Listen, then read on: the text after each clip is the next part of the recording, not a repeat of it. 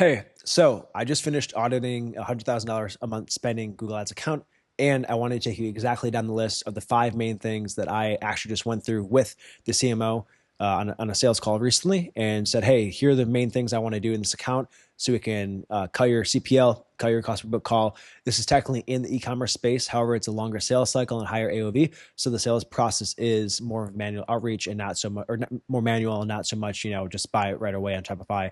AOV is a couple $1,000s, and it's more of a in the B2B, some B2C, but more of a B2B offer in the health and medical field. So that's the reason for this process. So I just want to be very, very tactical in this today and kind of share with you guys, when I look at an account, and I can't share with you right now because it's very, very, brand heavy, and it tells what the product is. But just want to share with you guys, if just how I go through accounts and where I really want to focus on, when someone says, hey, I need an audit, or hey, I need a roadmap, you can be very, very tactical, very micro in terms of listing out, hey, these keywords, this ad copy, these assets, this bidding, right? It can be very, very tactical, and it could be, 20, 30 pages long. And I've shared stuff on the channel, right? Going into that depth. But I think, from a just efficiency perspective, I literally spent about an hour only looking at this account beforehand, and actually was even less up until, prior to the call, when I had some time on my hands just to be as, attentive as possible with this account. And you really don't need a lot of time to look at an account from a top-down view and seeing, okay, these are the goals I was given. These are the KPIs. Are they hitting these KPIs? Yes or no? Why or why not? And it really kind of comes down to how I look at an account, where it's really only a certain few KPIs dictate the rest of the account results, right? And what I mean by that is, in this account, it's a very search heavy build. So what does that mean? Everything is dictated essentially by your CPC and your conversion rate, and that gives you your cost per acquisition, whatever that may be, whether it's a lead, add to cart, purchase, doesn't matter. Everything else goes down the line. So knowing that, I just want to share with you guys the main, 4 or 5 things that I gave them in terms of this may be a good opportunity for you guys to think, even on your own account, or if you're looking at other accounts, how can we actually improve Google as the top of funnel cold acquisition source, right? So overall, the first thing is just fix inefficiency and improve profitability. This account overall had a good start of the year in 2025, 3 months of scaling from about 60 to 100K per month in spend, and has basically been there hovering between 80 to 100K a month in spend, and worse results as a whole in terms of almost down about 40 to 50% in terms of how much more it costs per lead, cost per purchase, cost per book call, all that kind of stuff, right? So looking at that specifically, the brand is massively, I think, overspending and massively inefficient. And it's actually the highest spending campaign in the account right now at almost $750 a day, versus the next highest spending campaign is at $400 a day for a cold search campaign, right? So massively spending on brand. And, some instances, some cases do warrant that, right? If you're in a very highly competitive industry and niche, and you have 10, 15 competitors spending a lot of money on you per day, and it's very easy to steal your customers. There's no really IP behind it. You're not really too big of a brand yet. But for these guys, looking at their auction insights the last 7 days, last 14 days, there's literally only 2 other competitors. They're at about 95% impression share on their searches. And the next competitor is Amazon at only 10% or 13%. And one was an actual competitor less than 10%, right? So they're not going to show us that impression share. But all that to say, is they're massively overspending when I think they could pull that down quite a bit. And yes, they'll lose some impression share, but I don't think they need to do that in terms of spending their amount per day, and actually do a media mix test to see, do they still come back direct? Do they still come back organic, email, stuff like that, or meta, right? Since they do have a third-party tracking via Hyros. Now, part 2 of that is that they're running, I believe, I think it was maximized conversions on brand, which I'm not a fan of. Personally, I run 99% of the time manual CPC on brand, just because I want to avoid the Google tax. And specifically in this case, they're paying $11 a click on their branded search terms. Insanity. So I told them, before I even get to work on the account, if they do go ahead and work with me before the end of the year, I said, hey, tell your media buyer, do at least like a 7 to 14 day test and run manual CPC and experiment.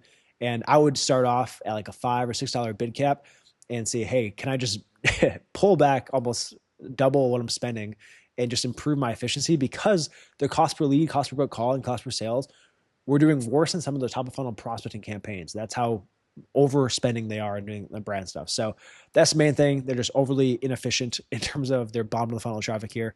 And then that is kind of just goes to the next point of they're expecting certain KPIs when the funnel economics do not line up. And that's something I think a lot of media buyers often forget or get too in the weeds of, is they want to get this ROAS, they want to get this MER or this NCAC, right? But they don't fundamentally look at what's happening and seeing, can I actually achieve this with my CPC and my conversion rate, right?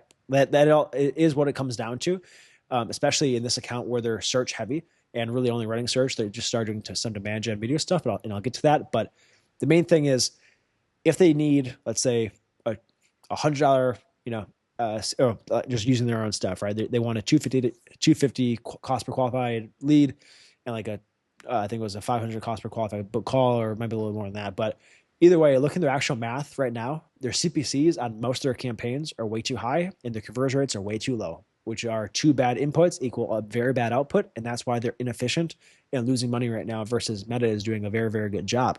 So just knowing that tells me a lot in terms of how am I actually going to fix the account down here.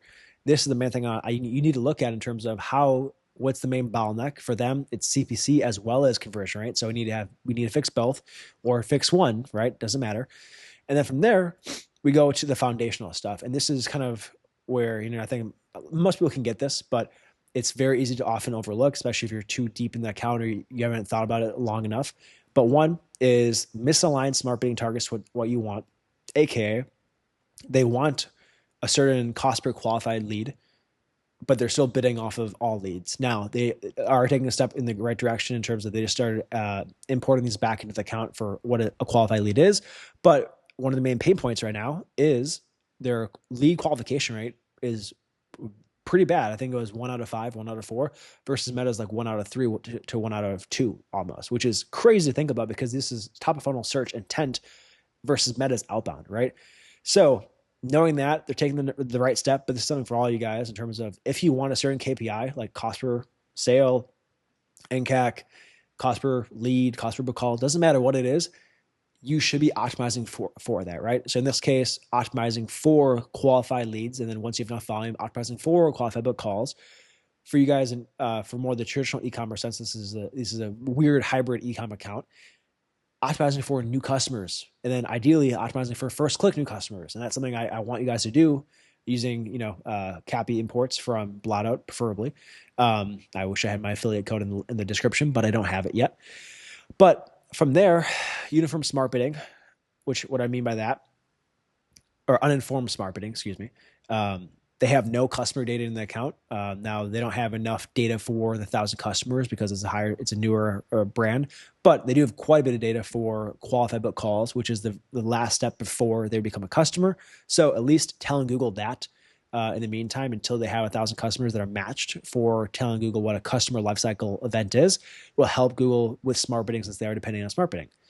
And then reviewed media mix for blended channel targets. Right now, Meta is outspending Google 3-1, so spending about 350, 300K a month versus Google.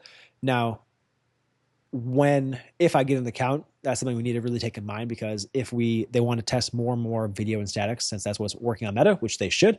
Now, once we do that, we got to make sure, there's not a lot of overlap, especially on a first click basis. So knowing, hey, Google is getting this versus Meta's getting that, that's something that we actually need to start doing. I don't know if they're doing that yet. It didn't sound like they were, but that's just something that we need to do to make sure we're, making the overall business as much money as possible, not the channel as much money as possible.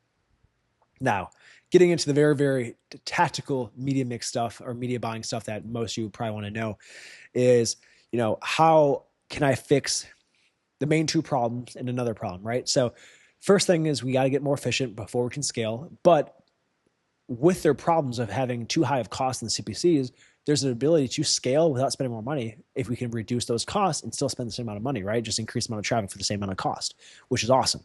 But problem number one to fix is their search strategy, which is good for initial testing. But once you have the data, I'm always a big component of splitting out as much as possible one ad group, one keyword theme in one campaign as a CBO, and not really doing it as a one search campaign, 2 to 4 to 5 ad groups, and letting Google run the budgets accordingly.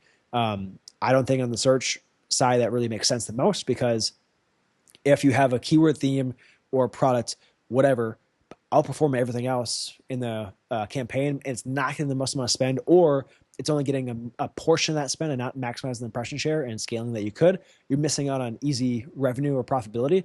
In this case, both, because they had a few campaigns that had 2, 3, 4 ad groups and clear best ad groups that weren't dominating the campaign. It wasn't like a 90% split of ad group 1 had the highest spend and the other 2 had very minimal spend. No, it was like 30, 40, 30 kind of thing, where Google was actually being more, sharing of the budget than I see in most cases. So in that instance, it makes complete sense if the overall campaign efficiency sucks, but you have a clear winner in terms of an ad group that's outperforming everything else and getting a good amount of spend, but not all the spend. Why would you keep losers around it, right? So main thing is just double down on your winners. If you want to pull those underperformers out, to then refine, test with what I'm going to tell them below, of course, do that. You don't want to just give up on a search thing because it's not working right away. But in the meantime, double down on what works, kill your inefficiency if you can, and scale what works to actually make more money, right? So that's the very first thing, what you should always be doing on a week-over-week basis. And then number 2 is, one part of the equation is fixing your conversion rate. So right now, they are getting great click-through rate, both overall click-through rate as well as top click-through rate. But then a massive drop off on conversion rate on the lead side, which is the first action they can do, is become a lead by requesting more information. So the very 4 main things I kind of gave them in terms of, this is not in order at all. I would need to do more. I need to do more, get more context from the current media buyer, understand media mix more, understand what's working on Meta, understand what worked in the account, a year ago, 2 years ago, whatever, right? But 4 main ideas I gave them that I think would help this is: 1, can we qualify our clicks more, because they're getting literally 15 to 25% click-through rates depending on how they, what they go against. So massive relevance in the front end. Can we actually qualify them more by having, putting almost friction in the headlines in terms of who is this for, the price, timeline, the niche, right? There's so much we can do in terms of qualifying the click and lower our click-through rate, but increase our conversion, right? Not waste as much money on the front end by the click, and then they convert more in the back end, right? So part 2 of that is implementing some pinned RSA testing. I love doing pinned assets in the beginning, especially if you're not spending thousands a day on an ad. You're not going to have enough data for Google to do a full RSA when you built out all the headlines and all the descriptions to have true data, a true test, right? You're just not going to have enough impressions or clicks to actually get that. But they're actually doing this right now with 3 RSAs fully built out, testing each other. It's just not enough. And I think a lot of them are the exact same. I think they're just testing some small stuff. But I would love to, try to qualify the click a little bit more in terms of some friction, and then 2, take specific angles in terms of the avatar itself, the ad archetype in terms of what kind of buyer are there, stuff like that. And then the next thing, which is, this is a smaller test, right? Something small. A big test would be, right now they're sending traffic to a kind of a pre-sale page, or more of a sales page that leads into a form. I think would be a totally different funnel, a different offer, right? In terms of what about a listicle? How about a news source, a news advertorial? How about a review page that's third party that doesn't look like the brand, or even a direct VSL? There's massively different, funnels you could test here that we should test, just because there might be a massive unlock here. And you guys should always think through this in terms of what can we do on a funnel basis that's different, that actually gets us a massively different results. And then number 3 is landing page improvement. Since there's such a massive drop off from click-through rate to conversion rate, can we update the headline, add H2? Can we add a few different, more reviews? Can we add a video? Can we add more updates in the process of understanding what they're getting when they do this, right? There's some smaller CRO stuff that is technically endless, but do we just need to do that in terms of just making this page better from a click experience?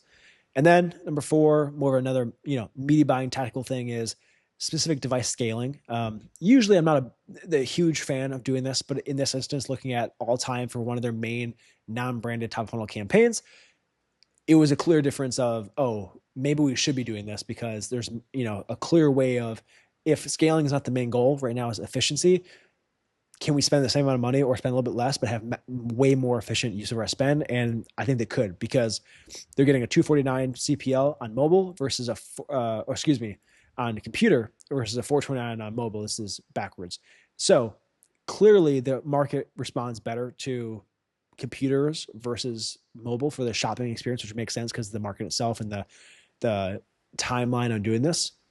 Now, a good response back to that would be, well, what's the sales cycle? Do we understand, is there a lot of, multiple touch points? Looking at the Google Ads attribution, now I would need to go into high risk since they have that, but since I haven't gotten that, I looked at the attribution set of Google Ads, and honestly, within over 90% of conversions for request quote, as well as scheduled call, were within 1 day. So there isn't, as it looks, unless tracking is off, which it could be, for this search traffic, everything converts very quickly which it makes sense because the software does. Now, of course, the sale timeline is almost 30 days because of the back and forth and the demos that they need to do, and the order sizes. But for that instance, knowing, okay, we're not missing, if potentially we're not having a huge drop off between, device 1 to device 2, and there's a couple of weeks back and forth, go to Meta, go to Google, go to your organic, watch a few YouTube videos, watch a VSL, read an email, get a text. There's not a huge sales cycle that way until we actually get a first add to cart in this instance, essentially, or request a quote. Then why are we spending on a channel or a device that doesn't match the sales cycle expectation almost, right? So that's another thing. And then number 3 is, fixing the other side of the equation, which is too high of CPCs. So this is honestly where I would start, because this is the faster lever. And then over time, fix the conversion rate, because that's going to be, not as quick, bigger things to do, versus higher CPCs can be almost fixed immediately. Something I love right now that I don't see many people talking about it. It's working very, very well for another client of mine who's in the one of my other few lead gen clients. They're in the kind of a info offer on the finance side. It's working very well because we faced kind of year over year, our CPC is going up about 20% month over month. And actually every year we were almost double the CPC for the same searches, and not really another new competitor, just I believe the ad rank threshold and Google kind of effing us essentially in terms of what they wanted to spend. And it broke our call funnel because we were spending double the price and the conversion rate didn't improve at all. So now we're paying double the cost per call, right? So with that, after a lot of testing over the past 90 days and almost getting fired, but that I think was test like number 10 or 11, going back and forth week over week, kind of seeing the results. It was implementing advanced bid adjustments through portfolio bidding, so you can still use smart bidding, but give Google a hard cap and only doing one campaign at a time. So you're not using true shared budgets, which I hate. But we actually dropped our CPC. So last year, same time period, the average CPC was around $3.50. We were getting up to $6 to $7 CPCs in late summer, early fall of this year, 2025. We're down now to $2 CPC, and we've only lost, in terms of spend per day, about 30% of spend per day. So massive difference. Our cost per call, in terms, since this is a different offer, we're in the $80 to $90 range, depending on how TCPA or how maximized conversions performed, down to $30 to $40 for the same thing, because we held the conversion rate, we held our impression share in terms of when we showed up. It was a new competitor, and we just did it because we gave Google smart bidding, but still then gave it a hard cap for a bid limit. So that's the very first thing I would want to do, just because they are using maximized conversions. And since they're still using an outdated, in terms of event, in terms of, they're using just general lead and not qualified lead, until that really has enough data, which has only been 2 weeks, probably need another week or two to get enough volume through each campaign. And then you want to switch it over. Until that happens, you need to cut the inefficiency. So right now, I would say turn that on for a few campaigns, test different levels, and see what happens. That's the very first thing I would do. Different match types. Right now, they're using phrase and exact match, which of course is going to draw up your CPC even higher. Ideally, this is part 2, or even do a split test right now in your worst performing campaigns. But once you have optimizing for a qualified lead, switch to broad match, just because if you're going to be using RSAs and smart bidding, why you're not on broad match in this instance, which you should be. Target bidding, they expect a certain KPI, but still keep on a maximized conversion, which is open bidding, which, of course, you want to be on that for the long run since it usually gets you great results. But if you're telling Google just get you as many conversions as possible and it's over your target consistently for months on end, you know, definition of insanity. And then more of a smaller tactic is improving quality score. So they are doing a very kind of not single keyword ad groups, but very, very tight ad groups, which I'm a fan of usually because you can be very specific on your ad copy and your landers as well. But for some reason, they're not. So we need to take a look at one, the landers. Do we need to update the headlines accordingly to that and the ad copy because they're only 3 out of 10 on most of their main campaigns. But also looking very simply at the assets where they have, the classic site link and some callouts. But can we improve the assets to actually get a better quality score? Because that would then get a better ad rank. And they don't have to pay as much. CPC should lower, right? Kind of the more the media buying side. And then also is potentially implement manual CPC, right? Where just as a test, how many impressions do we lose? How much more efficient do we become?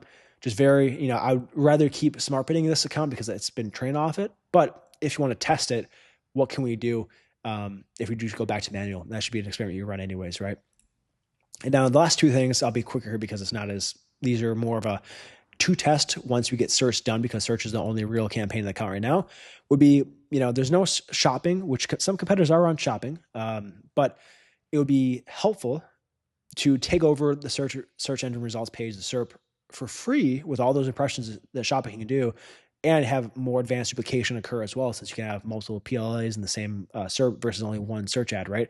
So can we just increase brand visibility there? Can we test different angles? Can we showcase pricing?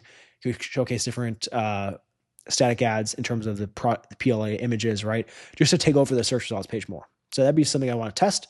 And then they've never done that before. And then lastly is something they really want to do after search is done is looking at improving demand gen or improving and using and utilizing all their winners, both static and video from Meta that they're scaling very, very well. They've gone from, I believe, like 100, 150K a Meta a month to 3 to 400K a month now year over year through Meta and getting more efficient.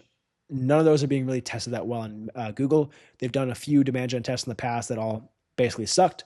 But, utilizing their Meta winners and then if we can scale on Google, which they should be able to because they're very good direct response creatives, both on YouTube and Discovery for statics versus, split testing in-stream versus shorts, then start doing some net new creations or, at least iterations off of Meta stuff. But, that's the more scaling stuff. But yeah, this is a more tactical video. I hope I gave you guys some information on how you can look at accounts, but biggest thing for anyone looking at an account and they're not sure is one, just do the funnel math, CPC and conversion rate. That's going to tell you everything you need to know. And then from there, how do you fix that? Is it more of a conversion rate issue or is it more of a cost issue? And then you have very clear things to kind of go back and forth on. If you have any questions or disagree with me, put it in the comments. We'd love to go back and forth on that.